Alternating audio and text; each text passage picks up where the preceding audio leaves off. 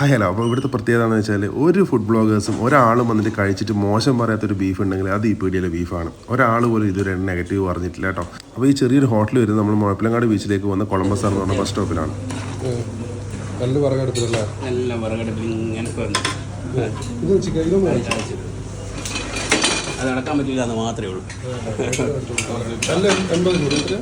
ആ കാണുന്നത് ബീഫ് കറിയാണ്. ഇവിടുത്തെ ഏറ്റവും വലിയ ഫേമസ് എന്ന് വെച്ചാൽ വിറകടുപ്പിൽ വെച്ച് ബീഫ് ഫ്രൈയും പിന്നെ ചിക്കൻ മസാലയാണ്. അപ്പോൾ ഞാനൊരു പ്ലേറ്റ് ബീഫ് ഫ്രൈ മേടിച്ചിട്ടുണ്ടായിരുന്നു. പിന്നെ പൊറോട്ടനെ കുറിച്ച് പറയുകയാണെങ്കിൽ പൊറോട്ടയ്ക്ക് 12 രൂപ, ബീഫ് ഫ്രൈക്ക് ഒരു പ്ലേറ്റിന് 80 രൂപയാണ് വരുന്നത്. പൊറോട്ട ഒരു ഏവറേജ് ആയിരുന്നു കേട്ടോ. പക്ഷെ നമുക്ക് അവിടുന്ന് നല്ല ക്ഷമയുണ്ടെങ്കിൽ മാത്രം അങ്ങോട്ടേക്ക് പോയാൽ മതി. നമ്മൾ എന്ത് ചെയ്യണം, അവിടെ വെയിറ്റ് ചെയ്യേണ്ട ഒരു അടുക്കളയും കാര്യങ്ങളൊക്കെ അത്യാവശ്യം വൃത്തിയുള്ള അടുക്കളയും കാര്യങ്ങളും തന്നെയാണ്.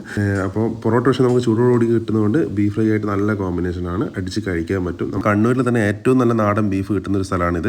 അപ്പോൾ മുഴപ്പിലങ്ങാട് ബീച്ചിലൊക്കെ വരുന്നുണ്ട്. എവിടുന്നെങ്കിലും ദൂരത്ത് വരുന്നവരൊക്കെ ആണെങ്കിലും മുഴപ്പിലങ്ങാട് ടൗണിൽ വന്നിട്ട് ചോദിച്ചാൽ മതി, പ്രേമാടിൻ്റെ ബീഫ് കിട്ടുന്ന സ്ഥലം.